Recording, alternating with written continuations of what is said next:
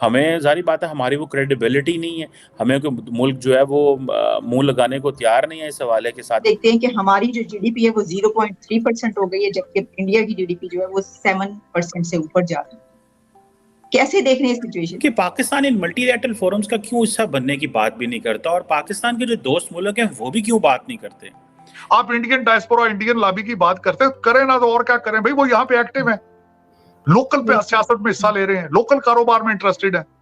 वो हर शहर के अंदर उन्होंने 2-2 ग्रुप बना के पीटीआई के जुलूस नहीं निकाल रहे। इंडिया जो है वो ईरान और सऊदी अरब को तो पसंद करेगा ब्रिक्स में लाना, लेकिन चीन अगर पाकिस्तान का दोस्त है तो हमें वो ब्रिक्स में क्यों नहीं लेके आते। क्यों अगर 1947 ना हुआ होता और ये लोग भी वहां होते तो हमने तो मतलब उनका हाल खराब कर देना था बेचारों का। जो डॉक्टर जयशंकर की और सऊदी फॉरेन मिनिस्टर की मीटिंग हो रही थी तो वो ऑप्टिक्स क्या थे। आप देखिए जब मल्टीलैटरल फोरम रहते तो हर रोज कोई ना कोई डिस्कशन होती, तो हमारे पॉलिटिशियंस को या हमारी लीडरशिप को तो मौका ही नहीं मिलता हर रोज बात करने का। उनको तो उनके पास तो ये चांस ही नहीं है कि। जय हिंद दोस्तों, welcome to know India time. दोस्तों जैसा कि अपने क्लिप में देखा कि पाक मीडिया डिस्कशन कर रहा है कि हमें तो कोई दुनिया का मुल्क मुंह ही नहीं लगाता है, और दूसरी तरफ भारत के पास दुनिया भाग भाग के आ रहा है रिलेशनशिप बढ़ाने के लिए। वही हमारा पाकिस्तान के अंदर मार कुटाई चल रहा है एक दूसरे के खिलाफ। इंडिया न तेजी से तरक्की कर रहा है, और जो भी कोई इंडिया की सच्चाई दिखाता है पाकिस्तान में, वही पाकिस्तान का दुश्मन बन जाता है, वही गद्दार बन जाता है पाकिस्तान में। दुनिया की हर एक संगठन में इंडिया मौजूद है, और पाकिस्तान के कोई बात भी नहीं करता है कि पाकिस्तान को लेना भी है या नहीं। दोस्तों आइए पाक मीडिया का और आगे का चर्चा सुनते हैं। अगर वीडियो अच्छा लगे तो like, comment, share and subscribe कर देना प्लीज। ब्रिक्स ग्रुप की मीटिंग हुई है जिसे ब्राज़ील, रशिया, इंडिया, चाइना और साउथ अफ्रीका कहा जाता है। और मज़े की बात यह है कि ईरान और सऊदी अरब को कहा गया है कि वो भी इसमें ज्वाइन करें। इसके अलावा भी कोई 19 से एक ममालिक और हैं जिनकी ज्वाइनिंग की बात हो रही है, जिसमें यूएई, अर्जेंटीना है, अल्जीरिया है, इंडोनेशिया है, इनकी बात हो रही है।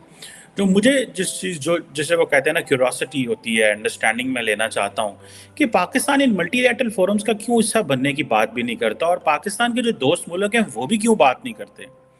इंडिया जो है वो ईरान और सऊदी अरब को तो पसंद करेगा ब्रिक्स में लाना, लेकिन चीन अगर पाकिस्तान का दोस्त है तो हमें वो ब्रिक्स में क्यों नहीं लेके आते। अगर हमें ये पता है कि जो ब्रिक्स है ये जो 5 ममालिक का अलायंस है, तकरीबन 42% ग्लोबल पॉपुलेशन है, 26% दुनिया की जो इकॉनमी इनके पास है। अब ये देखें, इमेजिन करें ना कि जब इस तरह के जो मल्टीलैटरल फोरम्स आते हैं, मैं कल देख रहा था डॉक्टर जयशंकर की और सऊदी फॉरेन मिनिस्टर की मीटिंग हो रही थी, तो वो ऑप्टिक्स क्या थे। आप देखिए जब मल्टीलैटरल फोरम रहते तो हर रोज कोई ना कोई डिस्कशन होती, तो हमारे पॉलिटिशियंस को या हमारी लीडरशिप को तो मौका ही नहीं मिलता हर रोज बात करने का। उनको तो उनके पास तो ये चांस ही नहीं है कि वो ये बात कर सकें, बिकॉज इस तरह की चीज़ें होती नहीं है, इस तरह की डिस्कशन होती नहीं है। तो अगर आप ये देखें कि पाकिस्तान के इंटरनली अगर मैं जब देखता हूँ तो मैं देखता हूँ यार ये क्या लोग हैं, ये क्या कर रहे हैं। सारा टाइम इमरान खान फ़ौज को गालियाँ निकालते हैं, वो फ़ौज जो है वो कह रही है कि ये मिलिट्री इंस्टॉलेशंस पे हमले कर रहे हैं, इन्होंने फ़ौजियों के घर चलाए हैं, इन्होंने फ़ौजियों की जो मोनूमेंट्स थे वो जलाए हैं, और मुल्क के अंदर एक अफरा तफरी, IMF हमारी बात नहीं सुनता, जो बायलैटरल हम डोनर्स थे वो सारे भागते जा रहे हैं। ये सारे मतलब हर मुल्क, अभी रिसेंटली जो चाइनीज़ फॉरेन मिनिस्टर आए थे वो भी ये कह के गए यार अपने घर का मसला करो, आप लोग क्या हो, तुसी की कौन लोग हो तुसी, मतलब this is what they have been saying to us. आप देखिए ना कि ये जो ब्रिक्स की मीटिंग हुई है, लेकिन इस सारे खित्ते में अगर सही बेहतर ग्रो कर रहे हैं तो वो तो इंडिया और चाइना जो है वो ग्रो कर रहे हैं। लेकिन चाइना हमें क्यों सीरियस नहीं लेता, और उसने हमें क्यों ये ऑफर नहीं अभी तक आई, या ये क्यों बात नहीं की गई कि हमें ये चीज़ें को करना है, बेहतर करना है। रिपब्लिकन बनो, फिर बार बार मुझसे ये पूछते हो भाई आप इंडियन डायस्पोरा, इंडियन लॉबी की बात करते हैं, करें ना तो और क्या करें भाई, वो यहाँ पे एक्टिव है, लोकल पे सियासत में हिस्सा ले रहे हैं, लोकल कारोबार में इंटरेस्टेड है। वो हर शहर के अंदर उन्होंने 2-2 ग्रुप बना के पीटीआई के जुलूस नहीं निकाल रहे। यही डिफरेंस है आप में। यहाँ वाले जो हैं वो उधर जाके सियासत में हिस्सा लेना चाहते हैं। भाई सियासत में हिस्सा लेना तो वहां चले जाओ, इलेक्शन लड़ो जाके वहां पे, जूते खाओ थानों में जाके, फिर यहाँ क्या कर रहे हो। रहना यहाँ है, तकलीफ उधर की है, मेरी तो समझ से बाहर है। और जो वहां वाले हैं वो ज्यादातर उनके सबके बच्चे यहाँ हैं, उनकी जायदादें यहाँ हैं। इधर वाले उधर जाना चाह रहे हैं, उधर वाले इधर आना चाह, पता नहीं कैसे ये कौम है, मेरी तो समझ से बाहर है। कोई अकल इनको बताने वाला ही कोई नहीं। सर मैं तो सोचती हूँ अगर 1947 ना हुआ होता और ये लोग भी वहां होते तो हमने तो मतलब उनका हाल खराब कर देना था बेचारों का, जो भारत में लोग हैं। बिल्कुल ही तो शुक्र करते होंगे कि ये लोग निकल गए, तो जान छूटी। बिल्कुल वो सही कहते होंगे कि जान छूटी इनसे भाई। ये ट्रबल मेकर है। डिनाई करें ना, या तो इस बात को आर्गू करें इनके साथ, बिल्कुल। वो तो शुक्र करते होंगे ये चले गए लोग। चले मोदी जी अगले ट्रिप पे जो भारत आ रहे हैं अमेरिका में, उसमें जो बात हो रही है नेटो प्लस की बात हो, इन्होंने नेटो प्लस मेंबरशिप ऑफर की भारत को। अब मैं बताना चाहूंगा नेटो प्लस क्या चीज है, किसने ऑफर की है। एक तो जिसने ऑफर की है वो स्टैंडिंग कमेटी है कांग्रेस की, उन्होंने की, अभी गवर्नमेंट ने नहीं ऑफर की है। लेकिन नेटो प्लस के पहले ही 5 मेंबर मौजूद हैं। वो कौन कौन से हैं? ऑस्ट्रेलिया है, इजराइल है, साउथ कोरिया है, जापान है, न्यूजीलैंड। अब उसमें जिस तरह एक चीज कही जाती है, जो दूसरे जो नेटो के रेगुलर मेंबर हैं उनके साथ वो एक सिक्योरिटी डील होती है उनकी, कि अगर एक पे अटैक हुआ तो सब पे अटैक, यही समझा जाता है, फिर नेटो उस पे बिहेव करता है, एक्ट करता है। लेकिन जो नेटो प्लस के मेंबर होते हैं उनको ये प्रिविलेज हासिल नहीं होता, लेकिन उनके साथ उनको मिलिट्री सपोर्ट, उनके साथ इंटेलिजेंस शेयरिंग और इस तरह की चीजें की जाती है।